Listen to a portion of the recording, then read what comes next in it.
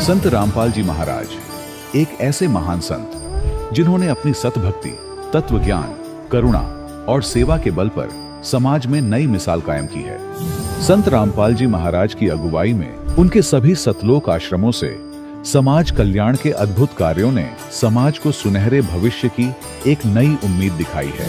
संत रामपाल जी महाराज से नाम दीक्षा लेने के बाद लाखों लोगों की लाइलाज बीमारियां जैसे कैंसर, एड्स आदि ठीक हुई। संत जी के ज्ञान से प्रेरित होकर उनके अनुयायियों ने लाखों यूनिट रक्तदान किया। संत जी ने लाखों बहन बेटियों का दहेज मुक्त विवाह करवाया।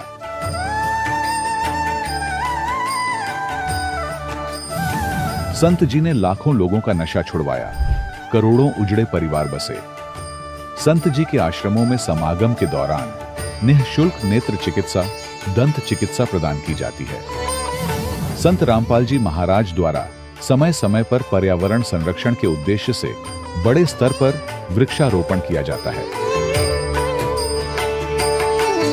संत जी ने जरूरतमंदों को तत्काल राहत पहुंचाने के लिए एम्बुलेंस सेवा शुरू की। संत जी अपने अनुयायियों को देहदान के लिए प्रेरित करते हैं, जिससे मानवता की सेवा और चिकित्सा क्षेत्र में सुधार हो सके।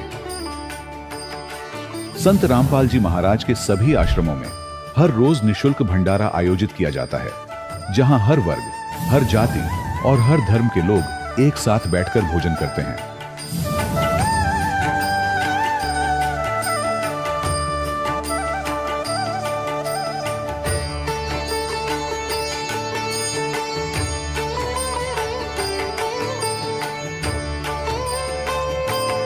संत रामपाल जी महाराज के आश्रम में हजारों बुजुर्गों को सम्मान और प्यार के साथ जीवन जीने का अवसर मिलता है।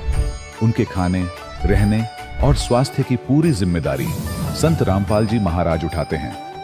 अनाथ बच्चों के लिए संत रामपाल जी महाराज के सभी आश्रम किसी वरदान से कम नहीं। यहाँ उन्हें शिक्षा, संस्कार और भविष्य के लिए बेहतर अवसर प्रदान किए जाते हैं। चाहे बाढ़ हो, भूकंप या महामारी, संत रामपाल जी महाराज और उनके अनुयायी हमेशा ही जरूरतमंदों के लिए सबसे आगे खड़े रहते हैं। कोविड महामारी के दौरान संत रामपाल जी महाराज के आश्रमों से करोड़ों लोगों के लिए भोजन, दवाइयां और जीवन रक्षक सामग्रियां उपलब्ध कराई गई। चाहे गरीब की मदद हो या किसी शोषित और पीड़ित वर्ग के हक और सम्मान की लड़ाई, संत रामपाल जी महाराज ने हमेशा ही उनकी दबी आवाज को सरकारों तक पहुंचाया है और उन्हें उचित न्याय दिलवाने में अहम भूमिका अदा की है। समाज में आध्यात्मिक और सामाजिक मूल्यों के प्रति जागरूकता लाने में संत रामपाल जी महाराज हर कदम पर मानवता के सच्चे सेवक साबित हुए हैं। संत रामपाल जी महाराज का जीवन हमें सिखाता है कि सच्ची सेवा वही है जो निस्वार्थ भाव से की जाए। आइए हम भी इस महान सेवा के कार्य में इस महान संत से जुड़ें और संत रामपाल जी महाराज से नाम दीक्षा लेकर अपने जीवन को धन्य बनाएं।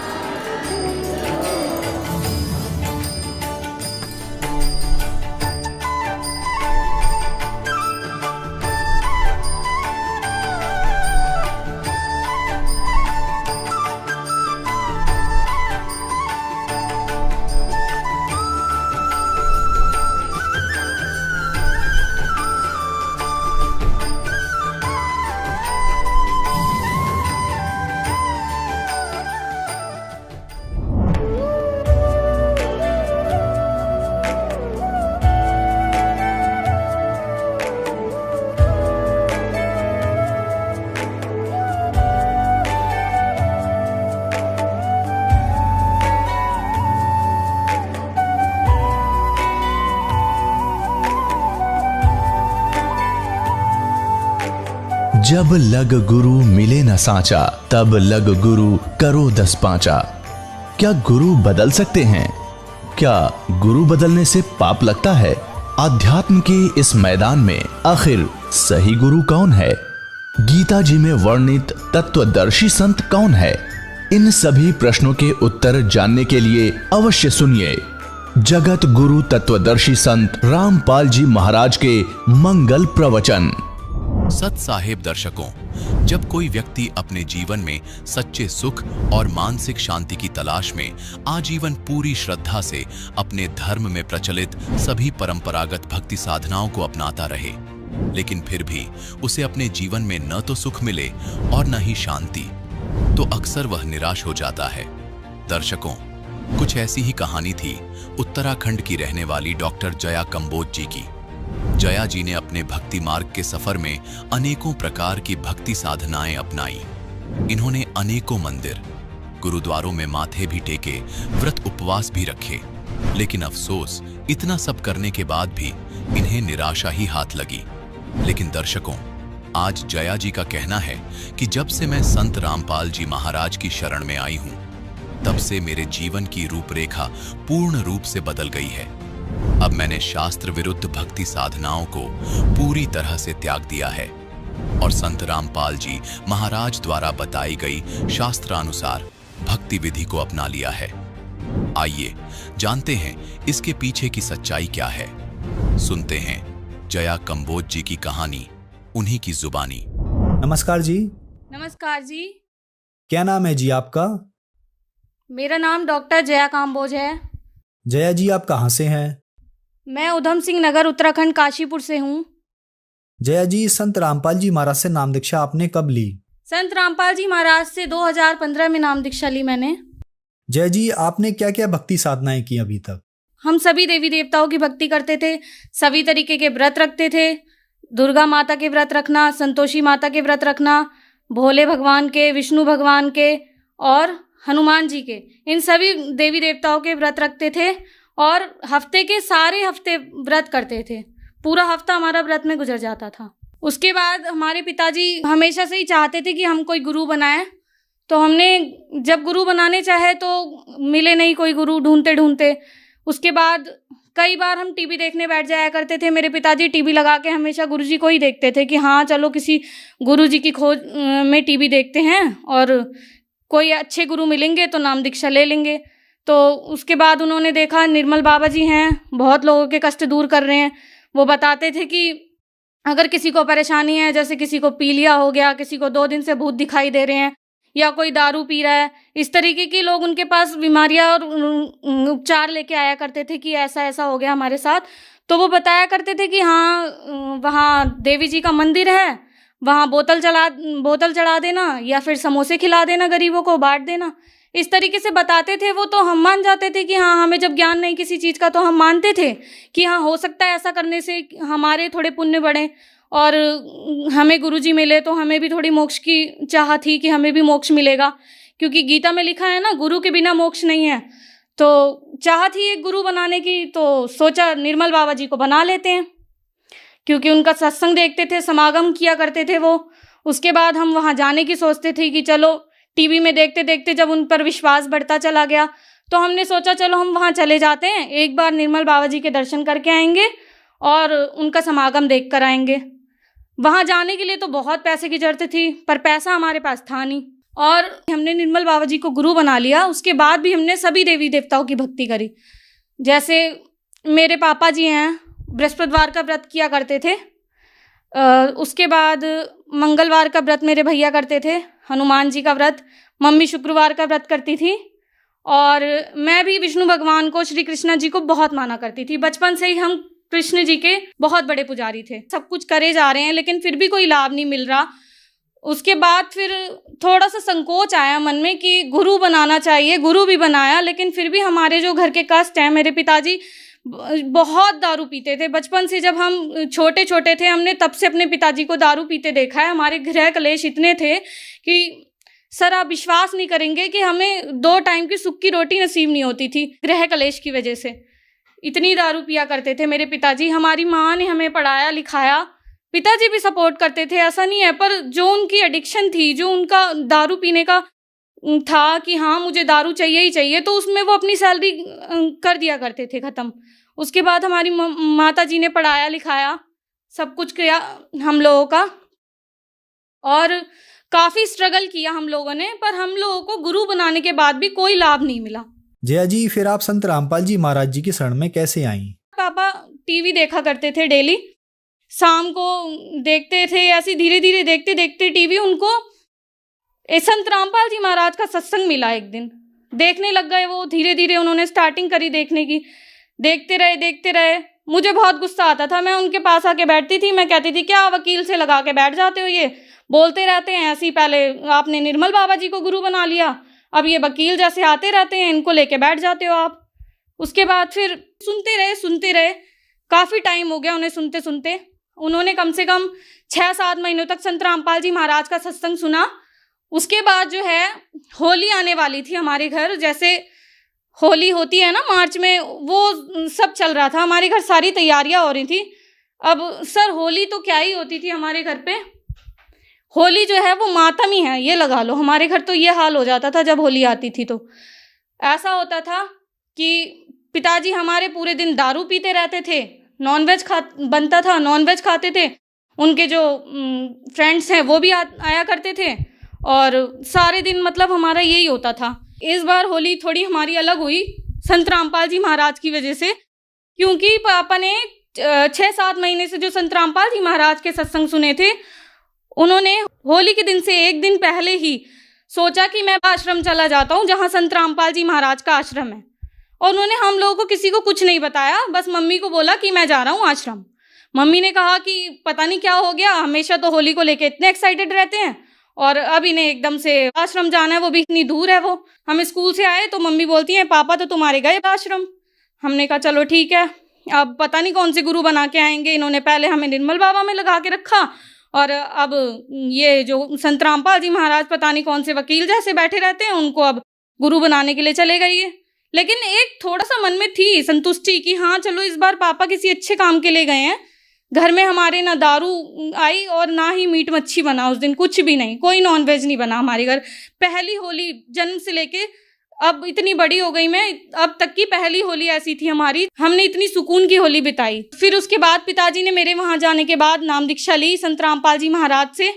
वो घर आए, उन्होंने हमें सारी बातें बताई कि संत रामपाल जी महाराज कि यहाँ कोई भी गरीब कोई भी अमीर इस चीज़ का कोई भेदभाव नहीं होता। वहाँ रिच एंड पुअर जो हैं सब एक ही लाइन में बिठाए जाते हैं और सबको देसी घी का भंडारा करवाया जाता है। हर तरीके से उनको अच्छे से ट्रीट किया जाता है। उन्हें कभी ये वो नहीं होने देते हैं कि तुम गरीब हो तो तुम पीछे बैठोगे या तुम अमीर हो तुम आगे बैठोगे। 1 रुपया नहीं लिया जाता वहाँ। संत रामपाल जी महाराज हर तरीके से निःशुल्क नाम दीक्षा देते हैं और सभी लोगों की बहुत ज़्यादा हेल्प करता है हर कोई वहाँ पे। जैसे जो संत रामपाल जी महाराज के शिष्य थे, जब उनसे पापा पहली बार मिले तो वो हमें बताते हैं कि मुझे ऐसा लग ही नहीं रहा था मैं कहीं और आया हूँ, मुझे तो ऐसा लग रहा था मैं अपने परिवार में ही बैठा हुआ हूँ। वहाँ पे सबका नेचर इतना अच्छा था। जो इंसान बचपन से दारू पीता हो उस इंसान ने एकदम दारू त्याग दी हो। जब संत रामपाल जी महाराज से उन्होंने नाम दीक्षा ली, उन्होंने बिल्कुल दारू छोड़ दी। हम अचंभित थे कि ऐसा हो कैसे सकता है, इट्स अ मिरेकल, ऐसा कैसे हो गया कि मतलब बचपन से लेके आज तक हमने इतनी देवी देवताओं की भक्ति करी, सारे व्रत किए, सब कुछ किया, लेकिन मेरे पिताजी ने कभी दारू नहीं छोड़ी। अगर छोड़ते थे 1-2 दिन के लिए ठीक है, मैंने संन्यास ले लिया, दूसरे तीसरे दिन फिर पी के आ जाते थे, फिर लड़ाइयाँ होती थी। अब मम्मी जी मेरी देखती हैं तो वो हैरान हो जाती हैं कि गुरुजी में कोई तो बात है। संत रामपाल जी महाराज ऐसे इंसान नहीं हो सकते जो एक दिन में दारू छुड़वा दें मेरे पति की या मेरे हस्बैंड की। उसके बाद मम्मी को भी मेरी थोड़ा थोड़ा विश्वास अंदर से होने लगा, हालांकि वो मानने को तैयार नहीं थी कि हाँ ऐसा है। फिर उनके मन में इच्छा जागरूक हुई कि चलो मैं एक बार देख के आती हूँ जाके। फिर वो जाने के लिए कहने लगी तो भैया बोलते हैं चलो मैं भी चलता हूँ। तो मम्मी तो मेरी नाम दीक्षा ले ही लेती कि नहीं गुरुजी ने तो मेरे पति को सुधार के रख दिया। एक बीड़ी पीने वाला इंसान, दारू पीने वाला इंसान, एक स्मोकर के पास भी नहीं बैठ रहा। अब तो कुछ तो ऐसा है इनके अंदर कि इन्होंने मेरे घर वाले को सुधार के रख दिया, हस्बैंड को मेरे बिल्कुल सुधार दिया। मेरी जो भाभी हैं डॉक्टर्स को चेकअप के लिए दिखाने जाती थी तो सब कुछ नॉर्मल चल रहा था काफ़ी हद तक। 3-4 महीना जब उनका हुआ तो हम लोग रात में जा रहे थे, सडनली ऐसा कुछ हवा का चक्कर हुआ या क्या हुआ कुछ पता नहीं चला उस समय, पर कुछ ऐसा हुआ जिससे मेरी भाभी बिल्कुल विचलित हो गई, बहुत ज़्यादा परेशान हो गई और उनका जो है मिसकैरेज हो गया। सडनली क्या हुआ हमें खुद पता नहीं चला, ना वो गिरी ना कुछ हुआ ऐसा, पर कोई ऐसा हवा का चक्कर होता है। वो भी शुरू से शिव शंकर जी की भक्ति करती थी, वो उन्होंने शादी के बाद कह दिया कि तुम्हें जो भक्ति करनी है वो कर लो और मैं जो करूँगी भोलेनाथ की पूजा वो मैं करूँगी, मैं और कोई पूजा नहीं करना चाहती। तो पता नहीं क्या हुआ उनके साथ ऐसा, जो उनका मिसकैरेज हो गया। उसके बाद डॉक्टर्स के पास गए, डॉक्टर्स ने कह दिया कि ओवरी जो है वो पूरी तरीके से इन्फेक्टेड हो चुकी है, अब जो है माँ बनना बहुत मुश्किल है, ऐसी सारी बातें उन्हें कहीं। तो बहुत डिप्रेस्ड हो गई वो, बहुत परेशान हो गई, बहुत उनका विश्वास एकदम उठ सा गया हर चीज़ के ऊपर से, बहुत रोती थी, डिप्रेस्ड हो गई बिल्कुल एकदम, घर में बैठी रहती थी अकेले। और जहाँ मैं थी, मैंने भी संत रामपाल जी महाराज को कभी ये नहीं सोचा था कि मैं इंसान से कभी नाम दीक्षा लूँगी या इनको अपना गुरु बनाऊँगी, क्योंकि मैंने एक ही बार देख रखा था कि हाँ, निर्मल बाबा जो हैं उन्होंने हमें क्या दिया और क्या हमने उनसे पाया। जो भी था, निर्मल बाबा जी के बाद मेरा हमेशा से विश्वास उठ गया था कि मैंने कोई गुरु नहीं बनाने। उसके बाद जब भाभी के साथ ऐसा हुआ तो फिर पिताजी मेरे कहने लगे, चल बेटा एक बार संत रामपाल जी महाराज जी से नाम दीक्षा लेके देख ले, अगर होता है तो ठीक है, कुछ ना कुछ तो परमात्मा करेंगे ही। अब संत रामपाल जी महाराज जी ऐसे गुरु हैं जो अच्छे अच्छे कैंसर की बीमारियां जिन्होंने एकदम ठीक कर दी हैं, तो हमारा भी कुछ ना कुछ परमात्मा जरूर करेंगे, गुरु जी कुछ ना कुछ जरूर करेंगे संत रामपाल जी महाराज। तो उनका अंदर जो था विश्वास नहीं था, फिर भी उन्होंने नाम दीक्षा ली संत रामपाल जी महाराज जी से। उन्होंने कहा ठीक है पिताजी, आप कह रहे हो तो मैं चलती हूँ, मैं नाम दीक्षा लेती हूँ, मैं मानूंगी, सब कुछ करूंगी, क्योंकि एक औरत तो ऐसी है कि उसको बच्चा तो चाहिए ही चाहिए, कुछ मिले ना मिले लेकिन बच्चा तो चाहिए ही चाहिए। तो उन्होंने बेबी के लिए कुछ भी किया कि हाँ हमें बेटा चाहिए या बेटी चाहिए, कुछ भी दे, लेकिन दे भगवान।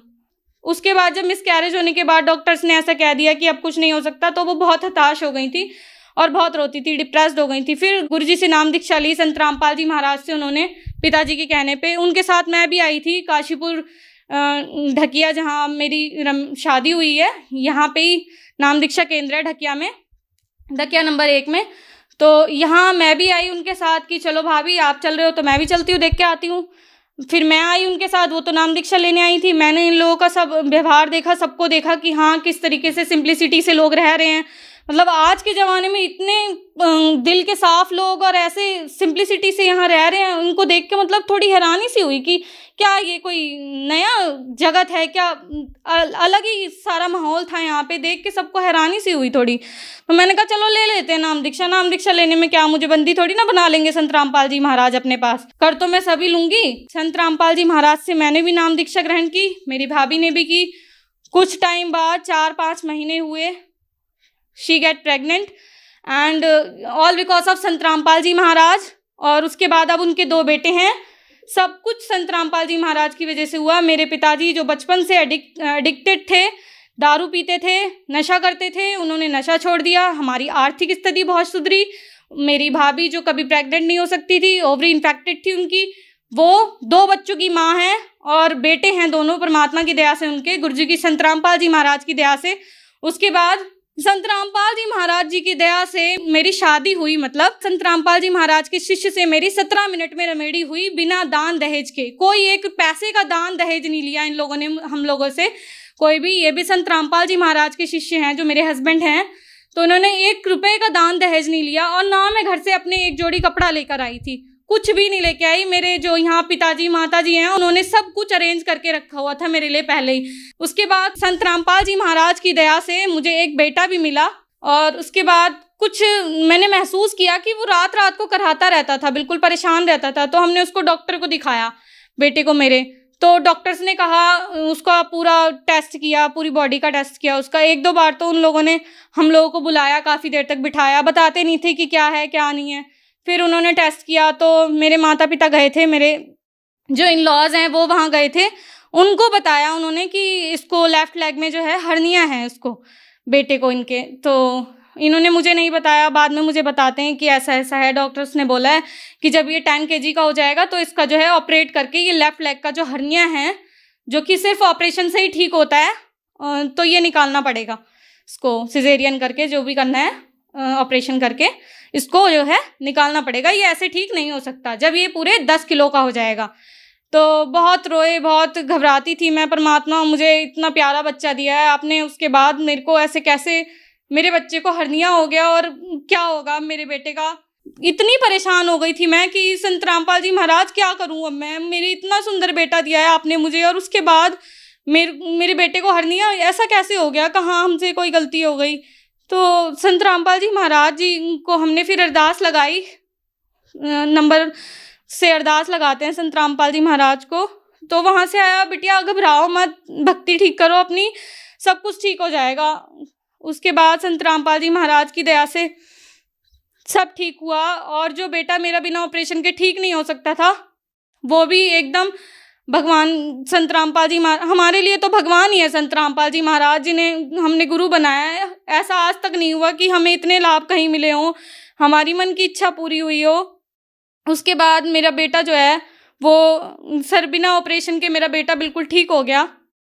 और क्या लाभ बताऊं, मुझे इतने सारे लाभ परमात्मा ने दिए हैं संत रामपाल जी महाराज ने कि गिनती नहीं कर सकते इनके लाभ की। जया जी, आज साइंस और टेक्नोलॉजी का जमाना है। आप एक डॉक्टर हैं, जहाँ पर मेडिकल साइंस मना कर देता है कि इस बीमारी का ऑपरेशन होगा या ये बीमारी लाइलाज है, लेकिन संत रामपाल जी महाराज उस बीमारी को बिना ऑपरेशन से ठीक कर देते हैं या बीमारियां ठीक कर रहे हैं। ऐसा कैसे संभव हो रहा है? जो मेरे साथ हुआ है, मैं तो बस उस चीज को जानती हूँ कि संत रामपाल जी महाराज जी से मिलने के बाद मेरे सामने मेरा बेटा जो इतना तड़पा करता था, उसको हर्निया थी, इतना परेशान हुआ करता था, वो बिल्कुल संत रामपाल जी महाराज की दया से बिना ऑपरेशन के सिर्फ और सिर्फ 10 दिन के अंदर उसकी हर्निया गायब हो गई। तो मैं इस चीज को बिल्कुल इग्नोर नहीं कर सकती कि साइंस या सद्भक्ति अलग अलग हैं या कुछ हैं। साइंस अपनी जगह है, साइंस ने तो कह दिया कि हाँ ऑपरेशन होना है। अब हम साइंस के मुताबिक चलते तो मेरा बच्चा ऑपरेशन के बिना ठीक नहीं हो सकता था, लेकिन सद्भक्ति ऐसा मार्ग है जिसकी वजह से ही, संत रामपाल जी महाराज की वजह से मेरा बच्चा बिना ऑपरेशन के बिल्कुल ठीक है। मैं इतनी पढ़ी लिखी हूँ, मैंने खुद पूरी अपनी लाइफ में नोटिस की है ये बातें। जो चीज़ें मैंने, इतने व्रत हम लोगों ने, हमारी फैमिली ने किए थे। मेरे पिताजी ने कभी आज तक दारू नहीं छोड़ी, मेरे घर में इतनी कभी सुख शांति नहीं हुई। जिस साइंस ने बोल दिया था कि एक औरत कभी प्रेग्नेंट नहीं हो सकती, उसका कभी बच्चा नहीं हो सकता, वो 2 बच्चों की माँ है, तो ये चमत्कार नहीं तो क्या है? ये संत रामपाल जी महाराज की दया से, ये कोई अंधश्रद्धा भक्ति नहीं है, ये हमारा विश्वास है। जया जी, हमारे दर्शकों को बताएं कि संत रामपाल जी महाराज से नाम दीक्षा कैसे ली जा सकती है? टीवी चैनल पे जो सत्संग आता है उसमें एक पट्टी नीचे चलती है, उस पे भी नंबर दिए गए हैं, हम उस पे फोन करके पता लगा सकते हैं। उस पे फोन करेंगे हम, हमें वो लोग सारी बातें बताएंगे कि आपके आसपास कौन सा ऐसा नामदान केंद्र है जहां जाकर आप नाम दीक्षा प्राप्त कर सकते हैं। और हर जगह संत रामपाल जी महाराज के नाम दीक्षा केंद्र खुल चुके हैं आज, और जगह जगह से लोग नाम दीक्षा प्राप्त कर रहे हैं संत रामपाल जी महाराज की। धन्यवाद जी। धन्यवाद। दर्शकों, अभी आपने सुने संत रामपाल जी महाराज से दीक्षा प्राप्त करके सुखी हुए भक्त के अनुभव। अब देखिए जगत गुरु तत्वदर्शी संत रामपाल जी महाराज के मंगल प्रवचन। एक बार ब्रह्मा और विष्णु का इस बात पर युद्ध हो गया। ब्रह्मा जी कहते मैं तेरा बाप, विष्णु कहते मैं तेरा बाप, दोनों का झगड़ा हो। इनके पिता ने, इस काल रूपी ब्रह्म ने इनके बीच में एक पिलर स्तंभ खड़ा कर दिया तेजों में। तो ये लड़ना तो भूल गए, उसका और छोर खोजने के लिए चक्कर में पड़ गए। फिर ये खुद आ गया शिव जी रूप धारण करके, अपने पुत्र शिव का रूप धारण करके। फिर इनसे क्या कहने लगा, ये थोड़ा दिखाते आपको। फिर आज क्या जो सत्संग अब शुरू होगा, ये देखिएगा। वेदवेश्वर संहिता संक्षिप्त शिव पुराण और 24 पृष्ठ पे ये ब्रह्मा और विष्णु का लड़ाई हो रही थी, इनके बीच में ये स्तंभ खड़ा कर दिया। फिर ये स्वयं आकर प्रकट हो गया। तो यहाँ क्या कहने लगा, ये 25 पृष्ठ पे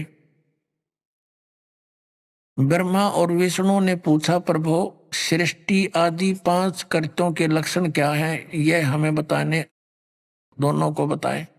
भगवान शिव बोले, यो काल रूपी ब्रह्म बोला, सदा शिव जिसको कहते हैं, मेरे कृत्यों को समझना अत्यंत गहन है, तथापि मैं कृपा पूर्वक तुम्हें उनके विषय में बता रहा हूं। आगे चले, हम अपने काम की बात पढ़ेंगे। ये 26 पृष्ठ पे संक्षिप्त शिव पुराण, यहां कंसेप्ट सारा क्लियर हो जाएगा। पुत्रों, ये काल कहता है ब्रह्मा और विष्णु को, पुत्रों तुम दोनों ने तपस्या करके प्रसन्न हुए मुझ परमेश्वर से सृष्टि और सथिति नामक 2 कृत प्राप्त किए। ये दोनों तुम्हें बहुत प्रिय हैं। इसी प्रकार मेरी विभूति स्वरूप, मेरे ही स्वरूप जैसे जैसे मैं अब खड़ा हूं, इसी जैसी सकल के रुद्र और महेश्वर ने, ये मैं नहीं है, ने 2 अन्य उत्तम कृत सहार और तिरोभाव मुझसे प्राप्त किए हैं। ये सिद्ध हो गया। 2 तो ये ब्रह्मा विष्णु दोनों, और 2 रुद्र और महेश्वर और 5वां ये जो बोल रहा है। बस इतना ही चाहिए था। अब यहां देखना, अब ये भी सिद्ध करना है कि ये काल रूपी ब्रह्म है, इसी ने गीता का ज्ञान दिया श्री कृष्ण में प्रवेश करके। देखिएगा प्रश्न नंबर 26 पर ही है ये। यहां पर हम देखते हैं, मैंने पूर्व काल में अपने स्वरूप भूत मंत्र का उपदेश किया है जो ओंकार के रूप में प्रसिद्ध है। वह महामंगलकारी मंत्र है। सबसे पहले मेरे मुख से ओंकार यानी ओम प्रकट हुआ। मेरे 2 रूप स्वरूप जो मेरे स्वरूप का बोध कराने वाला। ओंकार वाचक है, मैं वाच्य हूं। यह मंत्र मेरा स्वरूप ही है। प्रतिदिन ओंकार का निरंतर स्मरण करने से मेरा ही स्मरण होता है। मेरे उत्तरवर्ती मुख से अकार का ए का, और पश्चिम मुख से उकार, दक्षिण मुख से मकार, पूर्ववर्ती मुख से बिंदु और मध्यवर्ती मुख से नाद का प्राकट्य हुआ है। इस प्रकार 5 अवयवों से युक्त ओंकार का विस्तार हुआ है। इन सभी अवयवों से एकीभूत होकर वह प्रणव यानी ओम नामक एक अक्षर हो गया। ओम एक अक्षर हो गया। ये ओम नमः शिवाय है ना, ये अलग लिखा हुआ है, ये इस मूल पाठ में नहीं है। ये 5 अवतेश ने बता दिए, इन 500 तो मिलकर एक हो गया। तो ये कहते हैं ये ओम नमः शिवाय 5 अक्षर मंत्र होगा। नहीं, ये गलत मंत्र है, ये नहीं है।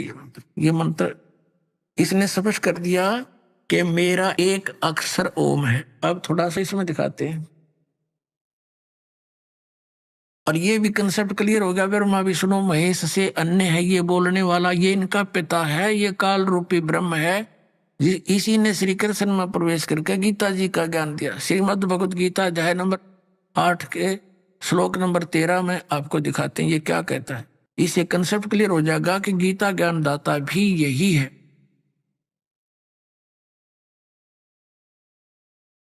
ये गीता प्रेस गोरखपुर से प्रकाशित है। ये जयदयाल गोविंद का इसके अनुवादक है। ये देखिएगा अध्याय नंबर 8 श्रीमद् भगवत गीता, यहां देखना मंत्र नंबर 13। ये 13 नंबर मंत्र है। इसमें स्पष्ट किया है कि ओम इति एकाक्षरम ब्रह्म व्यवहारण माम अनुस्मरण ये प्रियाति तदंदेहम सयाति परमाम गतिम। अब ये यहां से शुरू होता है क्योंकि 12 और 13 इकट्ठा अनुवाद किया उन्होंने। 13वें का यहां से शुरू होता है। जो पुरुष ओम, इस ओम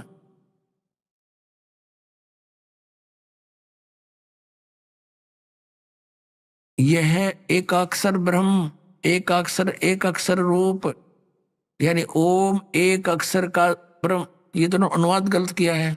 एक अक्षर रूप ब्रह्म का उच्चारण करता हुआ मुझ निर्गुण ब्रह्म का निरंतर चिंतन करता शरीर को त्याग कर जाता है, वह पुरुष परम गति को प्राप्त होता है। अब मूल संस्कार देखना, मूल पाठ में क्या लिखा है कि ओम इति एकाक्षरम ब्रह्म व्यवहारन माम अनुस्मरण माम ब्रह्म, मुझ ब्रह्म का केवल यह है ओम, ये ओम इति एक अक्षरम, ये एक अक्षर ओम है। उच्चारण करके सिमरण करने करता हुआ यह प्रियाति तदंदेहम सयाति परमाम गति। अब ये स्पष्ट हो गया कि गीता जी का ज्ञान भी इस काल रूपी भगवान ने ही दिया है और ये ब्रह्मा विष्णु महेश का पिता है, दुर्गा इनकी माँ है।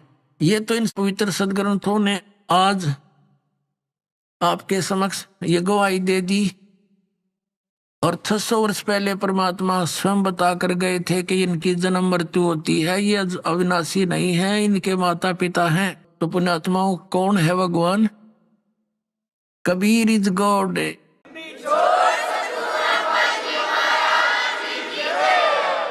वो कबीर परमात्मा जिसको अशिक्षित कहा करते थे कि क्या जाना ये दानक सदग्रंथों के बारे में, और उस परमात्मा के द्वारा दिया हुआ ज्ञान 600 वर्ष पहले प्रमाण।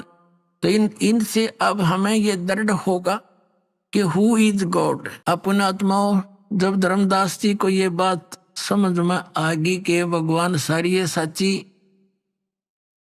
तो कहा है भगवान हे परमात्मा हमारा उद्धार कैसे होगा? आपकी बात को कोई सुनता ही नहीं। ये मालिक आपके बच्चे आपको कैसे पहचानेंगे? तो परमात्मा ने कहा, धर्मदास इस काल का मेरा एक एग्रीमेंट हो रहा है। इसने मेरे से कहा था 3 युगों में जीव थोड़े ले जाना, मेरे से वचनबद्ध कर लिया था मुझे, और चौथे युग में कितने ही जीव ले जाना। तो चौथा युग ही भावेगा, आ गया है चौथा युग कलयुग। और इस कलयुग के बीच का जो समय है, बीच की क्रीम, इसमें मैं अपनी आत्माओं को पार करूंगा और फिर मैं ही चलकर आऊंगा। तब तक ये काल मेरे नाम तय 12 पंथ चलाओगा नकली, और उसके बाद फिर और अनेक पंथ चलाओगा, सबको भ्रमित करेगा। इसने कहा था कि 12 पंथ करूं मैं साजा, नाम तुम्हारा ले करूं आवाजा। इन 12 पंथ नाम जो ले ही मेरे मुख में आन समोही।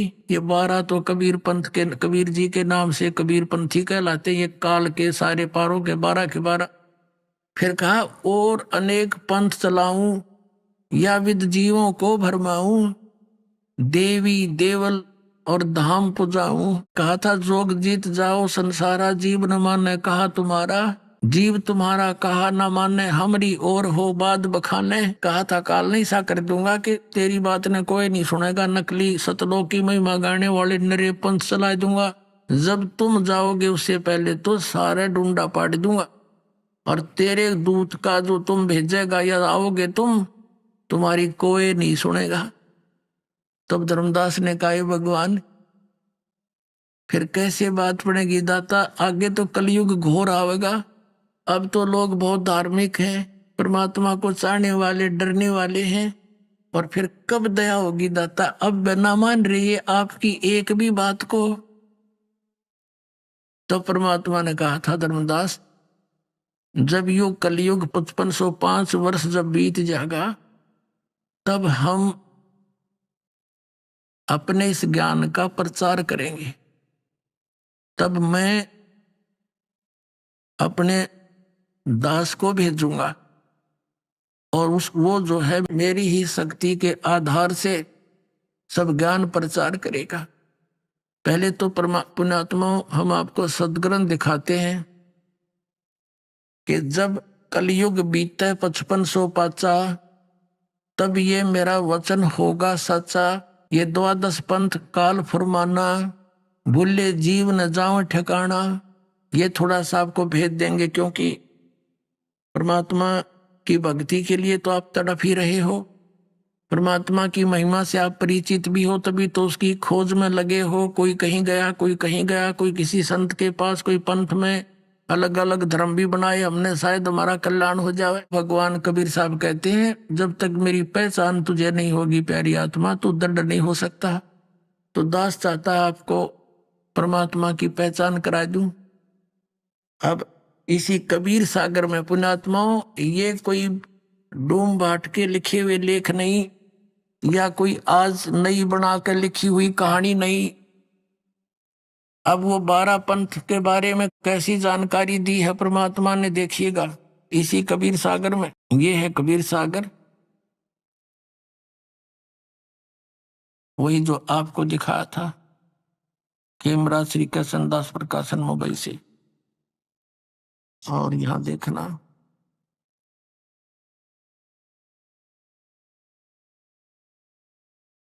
ये कबीर सागर ज्ञान प्रथम कबीर पंथी भारत पथिक स्वामी युगलानंद बिहारी द्वारा पुरस्कृत।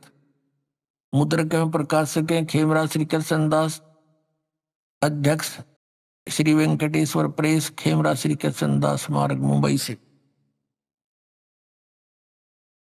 अब आपको दिखाते हैं कबीर वाणी।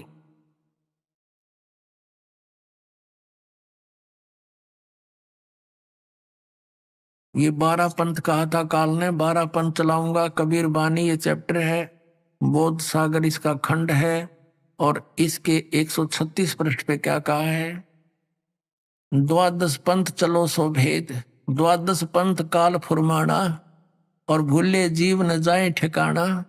ताते आगम कह हम राख्या, वंश हमारा चूड़ामणि शाखा। प्रथम जग में जागू भरमावे, बिना भेद वो ग्रंथ चुरावे। दूसर सुरत गोपाल सोई, अक्सर जो जोग दृढ़ावे सोई, तीसरा मूल निरंजन, चौथा टकसार है। फिर ऐसे ये ब्रह्म लोक, छठा सतनामी, सातवां यो जीवा पंथ और आठवां राम कबीर पंथ। ये यहाँ ये तो है पद्य भाग में। फिर यहाँ देखिए गद्य भाग में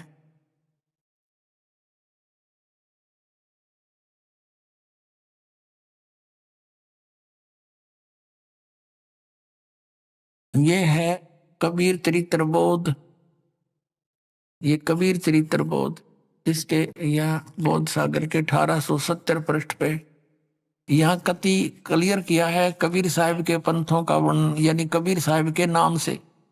प्रथम नारायण दास का पंथ, ये गलत लिखा है, क्योंकि नारायण दास जी ने तो धर्मदास का कबीर साहिब का मार्ग स्वीकार ही नहीं किया था। ये चूड़ामणि का पंथ है। यज्ञुदास पंथ, यज्ञुदास जागुदास समझो, सूरत गोपाल, चौथा मूल निरंजन, पांचवा टकसारी पंथ, भगवान दास का पंथ, सतनामी पंथ, कमाली पंथ, कमाल का पंथ, राम कबीर पंथ, प्रेम धाम की वाणी पंथ, 11वां जीवा पंथ और 12वां ये गरीबदास छुडानी वाला गरीबदास पंथ। ये 12वां पंथ ये कबीर साहिब के नाम पर ही चलता है। उन्हीं को आधार से ये वाणी सुलझाते हैं, समझाते हैं। ये सब देख लिया आपने, जागुदास, सूरत गोपाल, टकसारी पंथ, भगवान दास का पंथ, सतनामी पंथ, कमाली पंथ, राम कबीर पंथ, प्रेम धाम वाणी पंथ, जीवा पंथ और गरीबदास पंथ। अब हम फिर आते हैं या कबीर वाणी चैप्टर पे। वो कबीर चरित्र बोध अध्याय पढ़ा था 136 पृष्ठ पे। फिर हम वही आगे हैं। द्वादश पंथ काल फरमाना, बोले जीव न जाओ ठिकाना, ताते आगम कह हम बाख्या, वन समारा चूड़ामणि शाखा। ये चूड़ामणि प्रथम होना चाहिए यहाँ पर, द्वितीय आना चाहिए, फिर भी इन्हीं के अनुसार पढ़ेंगे। प्रथम जग में जागू यागू दास बरमावे, दूसरा सूरत गोपाल, मूल निरंजन, टकसारी पंथ, पांचवा पंथ यो भगवान दास पंथ, छठा सतनामी, ये वही है नो के नो, राम कबीर पंथ और ये कमाल पंथ। और ये अब यहाँ तक तो आगे 10वें तक तेने लिख दिया, आगे बोलना लिखना भूल गए, थोड़ा बहुत उलझ पुलझ किया इन्होंने, फिर भी सच्चाई छुपी नहीं। यहाँ पढ़ेंगे हम। ये है तिन में वंश अंश अधिकारा, तिन से हो शब्द हो नारा। अब ये 12वां पंथ है, संवत 1775 होई, ये होना चाहिए था संवत 1774। आदरणीय गरीबदास साहिब जी का जन्म गांव छुडानी जिला झज्जर में संवत 1774 सन 1717 में हुआ था।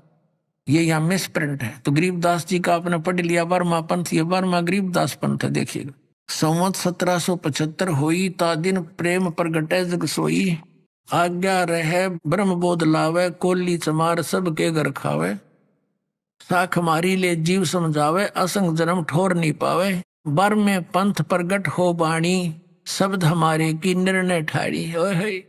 अब क्या बताते हैं परमात्मा के 12वें पंथ के प्रवर्तक गरीबदास जी के द्वारा मेरी महिमा की वाणी पुनः प्रकट होगी।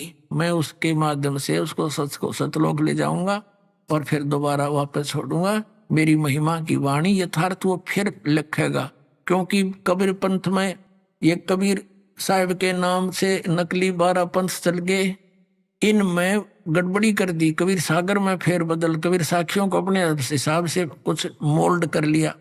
तो गरीबदास जी ने दोबारा ज्यों का तो चित्रित कर दिया, जैसे तुलसीदास जी ने लाखों वर्ष के बाद श्री रामचंद्र जी की उस यथार्थ कथा को ज्यों का तो लिख दिया, जिस पर आज पूरा हिंदू समाज आधारित है।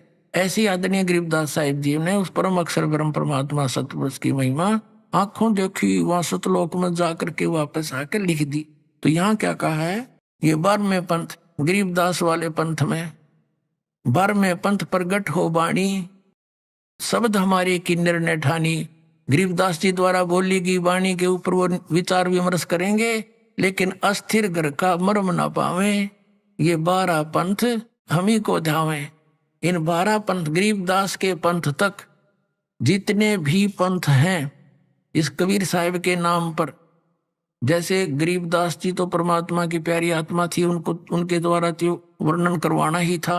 लेकिन उनको ये आदेश दे दिया था कि ये सतनाम का मंत्र किसी को देना नहीं। पूरे गरीबदास में पंथ में एक मेरे गुरुदेव के अतिरिक्त किसी के पास ये सतनाम नहीं था। और गरीबदास जी के तुरंत बाद एक वो है शीतलदास महात्मा थे, उनको बताया था गरीबदास जी ने, उनके शिष्य हुए थे, उनका ब्राह्मणा गांव के अंदर आश्रम है।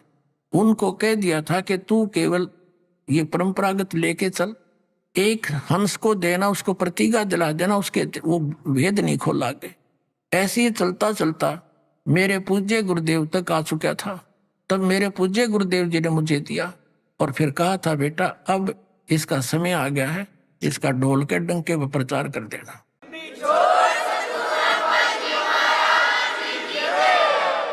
तो ऐसे ये चलता चलता एक गुप्त रखा गया, जैसे आदरणीय नानक साहिब जी से कहा था कि अभी इसको सतनाम का प्रचार ना करना। आपने जन्म साखी भाई बाले वाली में देखा कि ऊपर सचखंड में नानक साहिब जी गए और वहां निरंकार, ये उसको निरंकार कहते हैं, लेकिन वो साकार में लिखा है कि तेजों में तकत का ऊपर ऊपर परमात्मा बैठे थे। अब ये थोड़ा भूल भुलैया भी करनी थी संतों ने, तो वहां परमात्मा बैठे थे तेजों में शरीर में, और उन्होंने नानक साहिब जी से कहा था कि ते आपको सतनाम का प्रकाश के लिए भेजा है।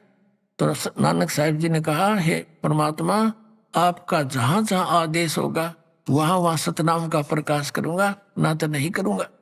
तो इन सबको कह दिया था, धर्मदास मेरी लाख तो आई, ये मूल ज्ञान की दबार नहीं जाई, उसी के आधार से आगे चलते। अब क्या बताया परमात्मा ने, 12वां पंथ प्रगट हो बाणी हवे है नहीं, ये हव माने होवे, शब्द हमारे का निर्णय ठानी, अस्थिर ग्रह का मर्म ना पावे, ये 12 पंथ हम ही को ध्यावे। गरीबदास पंथ तक को कह दिया कि इसके अनुयायी भी मुझे ही इष्ट रूप में ध्यावेंगे, लेकिन स्थिर अस्थिर माने स्थाई स्थान सतलोक को नहीं प्राप्त कर सकते। फिर क्या बताया है, बर में पंथ हम ही चल आवे, गरीबदास वाले पंथ में आगे चल के हम ही आवेंगे, और सब पंथ मिटा के एक पंथ चलावे। होय होय, सब पंथ मिटा के एक पंथ चलावे।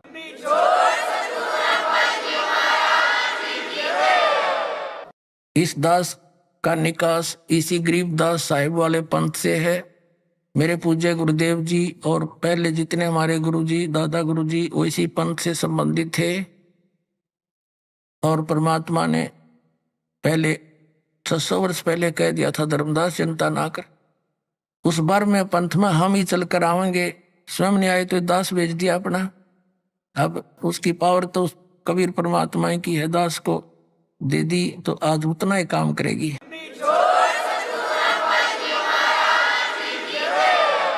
देखिए, बर में पंथ हम ही चल आवे, सब पंथ मिटा एक ही पंथ चलावे, सब पंथ मिटा के।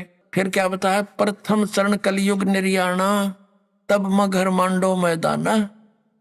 कलयुग का जो प्रथम चरण है वो मगर के अंदर जब मैं सह शरीर जाऊंगा तो वो प्रथम चरण होगा। अब पुण्यात्माओं, परमेश्वर कबीर जी ने कलयुग को 3 भागों में बांटा है। प्रथम चरण में स्वयं आए थे, अरे बिचली पीढ़ी में ये दास भेज दिया, और लास्ट की पीढ़ी भक्ति करने योग्य नहीं रहेंगे, वो तो कति नकली हो जाएंगे। तो अब भक्ति की आस्था जीवित है भक्तों में। ये नास्तिक होने के कागार पर पहुंच चुके थे, क्योंकि नकली पंथों के पास गलत साधना कर कर इन्होंने कान भी बहरे कर लिए, गोड्डे भी कंडेम हो गए बैठ बैठ के। ये कोई साधना थी? तो अब ये नास्तिक हो जाते। चीन जैसी हालत भारत में हो जाती कुछ दिनों के अंदर कि भगवान की तना लाग गए थे, गुड्डी घाटी लाण सारे तकरीबन। अब परमात्मा ने दया करी कि बर में पंथ हम ही चलावे और सब पंथ मिटा के एक पंथ चलाओ। अब धर्मदास कहने लगा, ये भगवान आज कोई नहीं मान रहा आपकी बात को, और जब आप आओगे कलयुग के बीच में, वो तो घोर कलयुग हो जाएगा, तब आपकी बात ने कैसे मानोगे, कैसे कृपा होगी परमात्मा। तब परमेश्वर ने कहा था, जब 5505 युग कलयुग बीत जाएगा, ये मेरी बात तब सच्ची होगी कि मैं जाऊंगा सारे पंथ मिटाऊंगा, एक पंथ चलाऊंगा। और पूरे विश्व में एक ऐसा माहौल होगा, सतयुग जैसा माहौल होगा। सब मेरी भक्ति करेंगे, कबीर साहब की सतनाम का जाप करेंगे। धर्मदास मुंह की तरफ देखा, भगवान आज ना सुनता कोई आज्ञा कौन सुनेगा आपकी बात को। तब परमात्मा ने कहा था, जब कलयुग बीतता है 5500 पाचा, जब मेरा ये शब्द होगा साचा, जो आज मैं बता रहा हूं, देखिएगा। हम कबीर सागर पढ़ रहे 5500 पाचा, तब ये वचन होगा साचा। और क्या बताया, धर्मदास मेरी लाख दुहाई, ये मूल शब्द की बाहर ना जाई, बाहर ना जाई। पवित्र ज्ञान तुम जग में भाखो, मूल ज्ञान तुम गुप्त ही राखो। गोई माने गुप्त, मूल ज्ञान जो बाहर पड़ी, बिचली पीढ़ी वंश हंस नहीं तरही। 33 अरब ज्ञान हम भाखा, मूल ज्ञान गोए हम राखा, गुप्त रखा।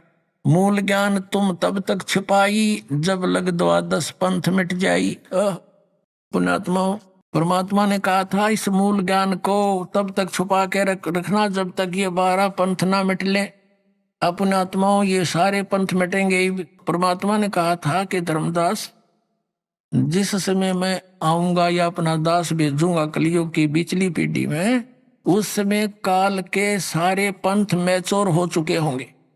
उनने जो कहना सुनना होगा सारा वो कह सुन लेंगे, उनकी मोटी मोटी पुस्तक बन चुकी होंगी। और जो मंत्र साधना वो देखते हैं उनके चेलों में तो सार्वजनिक होगी ही होगी, उनको पता होगा।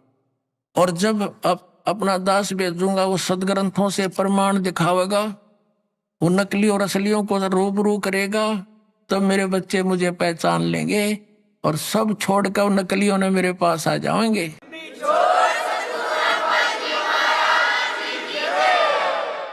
जिसमें परमात्मा की और काल की वहां तकरार हुई थी, उसमें उनकी वार्ता से थोड़ा शांत लेते हैं। देखिएगा, ये सबसम वेद बोध, सबसम वेद बोध, ये कबीर सागर है इसका, और इसके 121 पृष्ठ पे यहाँ क्या लिखा है। सतयुग त्रेता द्वापर माही, तीनों युग जीव थोड़े जाही। चौथा युग जब कलयुग आई, तब तो शरण जीव बहु जाई। ऐसा वचन हर मोह दीजय, तब संसार गवन तुम कीजय। यू काल कह रहा है परमात्मा को।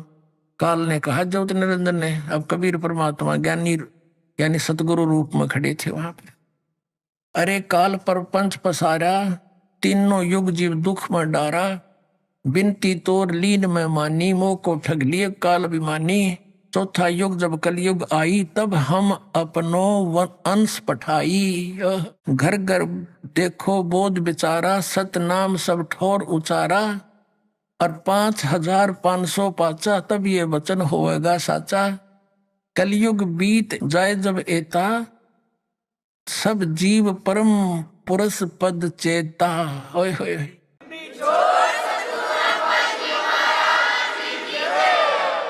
अब क्या कहा है कि 5500 पाचा, तब ये वचन मेरा होगा साचा।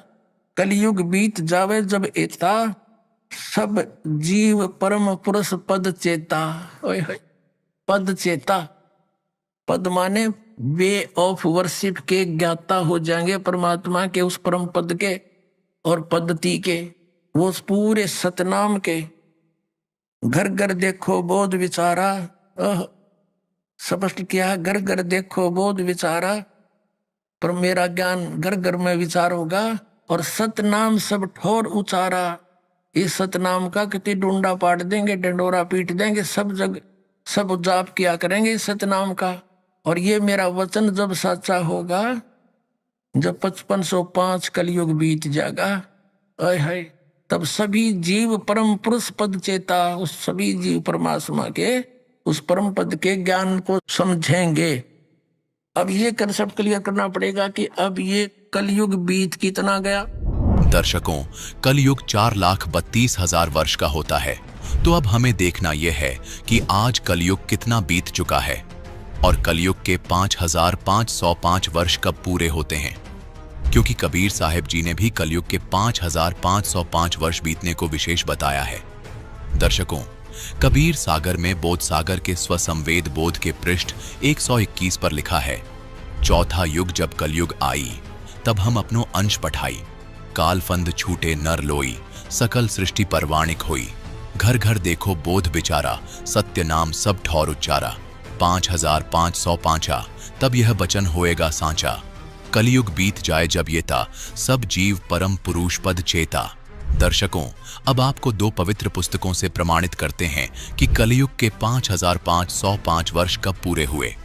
दर्शकों, यहां हम आपको याद दिलाना चाहेंगे कि इन दोनों पुस्तकों को आदरणीय शंकराचार्य जी व पूरा हिंदू समाज प्रमाणित मानता है।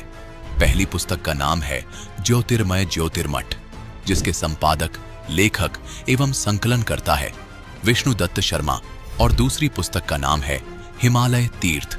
इसके प्रकाशक हैं रंजू चक्रवर्ती। आदि शंकराचार्य जी की जीवनी पुस्तक में लिखा है कि आदि शंकराचार्य जी का जन्म ईसा जी से 508 वर्ष पहले हुआ था, और पुस्तक हिमालय तीर्थ में भविष्यवाणी की गई है जो आदि शंकराचार्य जी के जन्म से पहले की है।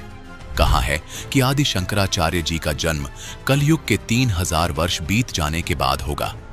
अब गणित की रीति से जांच करके देखते हैं कि वर्तमान में यानी सन 2025 में कलयुग कितना बीत चुका है।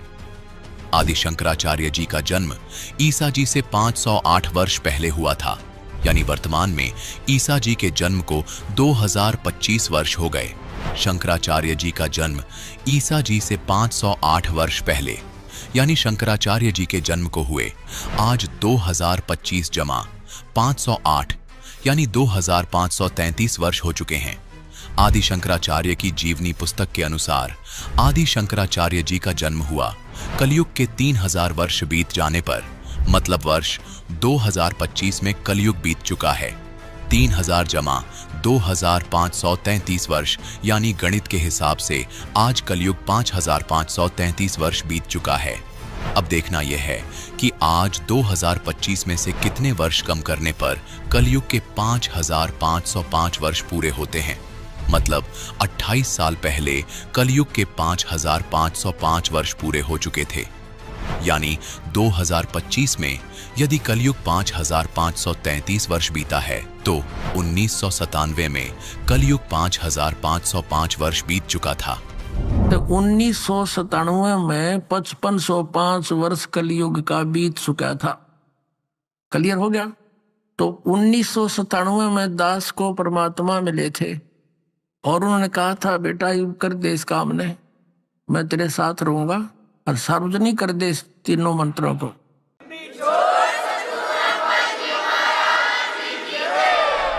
अभी आपने सुने संत रामपाल जी महाराज के मंगल प्रवचन। आइए अब सुनते हैं संत रामपाल जी महाराज से नाम दीक्षा लेकर सतभक्ति करके अद्भुत लाभ प्राप्त करने वाले अनुयायी के विचार। दर्शकों, सोचिए कोई इंसान सच्चे दिल से पूजा पाठ करता हो, लेकिन फिर भी उसके जीवन में परेशानियां कम होने की बजाय और बढ़ती जा रही हो, तो क्या हो? दर्शकों, ऐसी ही कहानी थी छत्तीसगढ़ की रहने वाली सानिया साहू जी की। सानिया जी ने अपने जीवन में कई प्रकार की साधनाएं अपनाई। इन्होंने जप भी किए, व्रत भी रखे, लेकिन किसी भी विधि से इन्हें कोई लाभ नहीं मिला। लेकिन दर्शकों, आज सानिया जी का कहना है कि जब से मैंने संत रामपाल जी महाराज से नाम दीक्षा ली है, तब से मेरी जिंदगी पूर्ण रूप से बदल गई है। दर्शकों, आखिर संत रामपाल जी महाराज ने सानिया जी को ऐसी कौन सी जड़ी बूटी दे दी जिससे इन्हें शारीरिक और मानसिक सुख की प्राप्ति हुई? आखिर इसके पीछे की सच्चाई क्या है? आइए सुनते हैं सानिया साहू जी की कहानी, उन्हीं की जुबानी। नमस्कार जी। सत साहेब जी। क्या नाम है जी आपका? मेरा नाम सानिया साहू है जी। सानिया जी, आप कहाँ से हैं? मैं भिलाई, जिला दुर्ग, छत्तीसगढ़ से। सानिया जी, संत रामपाल जी महाराज से नाम दीक्षा आपने कब ली?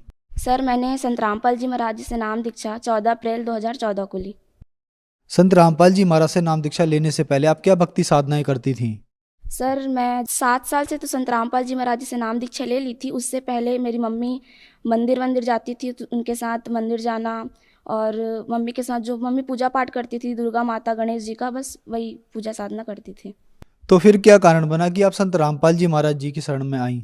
सर, जब 4 साल की थी उस टाइम मेरे को निमोनिया का बीमारी था, तो फिर मेरी मम्मी को भी था जॉइंट पेन। तो मेरे चाचा जी, उनको जब पता चला कि ऐसा ऐसा प्रॉब्लम है इनको, तो चाचा जी बोले कि संत रामपाल जी महाराज जी से मैंने दीक्षा ली है, तो आप भी एक बार उनका सत्संग सुनो और दीक्षा लेके देखो, ठीक हो जाओगे करके। फिर चाचा जी के साथ मम्मी और मैं, हम लोग सतलोक आश्रम संत रामपाल जी महाराज जी के आश्रम में हम लोग जाके नाम दीक्षा लिए। आपने छत्तीसगढ़ से हजारों किलोमीटर दूर संत रामपाल जी महाराज से नाम दीक्षा ली, तो क्या संत रामपाल जी महाराज से नाम दीक्षा लेने के बाद आपको लाभ मिले?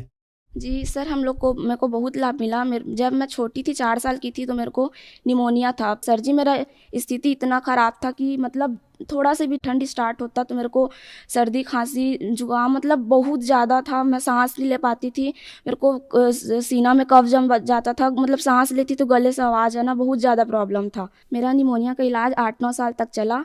फिर जब मैं गुरुजी से दीक्षा ली, उसके बाद धीरे धीरे जब मैंने भक्ति करने स्टार्ट किया तो फिर वो धीरे धीरे ठीक हो गए सर। और पहले मैं आइसक्रीम नहीं खा पाती थी, गर्मी में गर्म पानी से नहाना, मतलब बहुत परहेज करना पड़ता था मेरे को।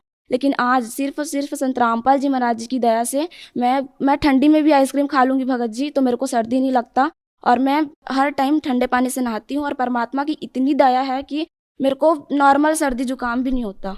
सर ये फिर जो मेरी निमोनिया थी, मतलब बड़े होके वो अस्थमा में बदल गई थी। अस्थमा में मेरे को सांस लेने में प्रॉब्लम, दिक्कत आता था, मतलब सीना भारी भारी लगता था। फिर मैंने गुरुजी के दरबार साहिब में ज्योति लगाकर गुरुजी को अरदास लगा कि गुरुजी ऐसी ऐसी बात है, मेरा तबीयत बहुत ज़्यादा ख़राब रहता है, कुछ दया करो करके। अगले दिन मेरा जो सर्दी खांसी जुकाम था वो बिल्कुल ठीक हो गया, मतलब पूरा 100% ठीक हो गया। और उस दिन का दिन है सर जी, और आज का दिन मेरे को कोई भी प्रॉब्लम नहीं है। मेरे को डॉक्टर ने ये भी बोला था, अगर ठीक हो जाओगे तो अच्छी बात है, नहीं तो तुमको ज़िंदगी भर दवाई खानी पड़ेगी।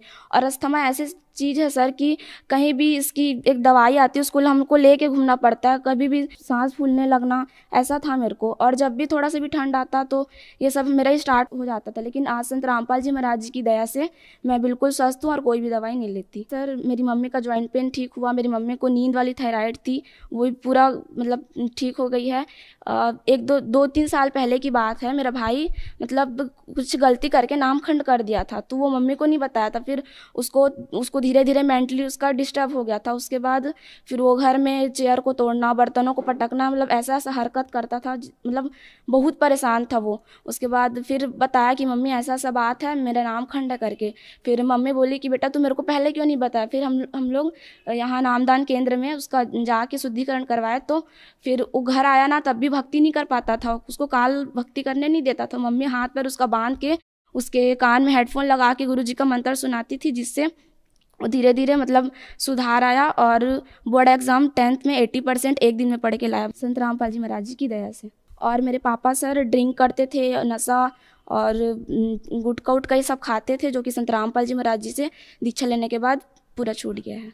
और मम्मी को दिक्कत था सर कि मम्मी कुछ भी काम नहीं कर पाती थी, मतलब हर जोड़ में उनका दर्द रहता था।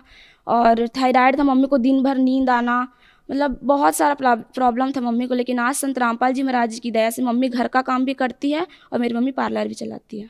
सर मेरे को अभी 1.5-2 साल पहले टीबी का बीमारी हो गया था। जब मैं डॉक्टर के पास गई, मेरे पेट में दर्द रहता था, तो उन्होंने बोला सोनोग्राफी कराना पड़ेगा। उसके बाद फिर मैंने सोनोग्राफी कराई तो मेरे पेट में उन्होंने टीबी बताया।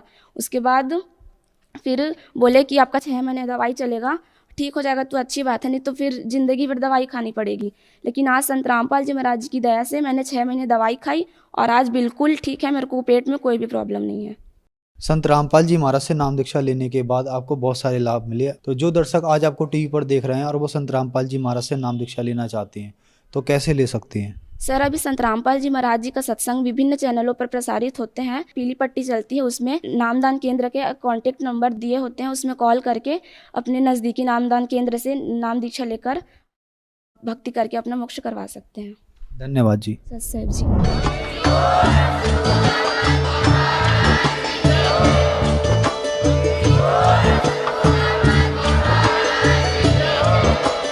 आप सुन रहे थे जगत गुरु तत्वदर्शी संत रामपाल जी महाराज जी के मंगल प्रवचन। अधिक जानकारी के लिए विजिट कीजिए हमारी वेबसाइट www.jagatgururampalji.org।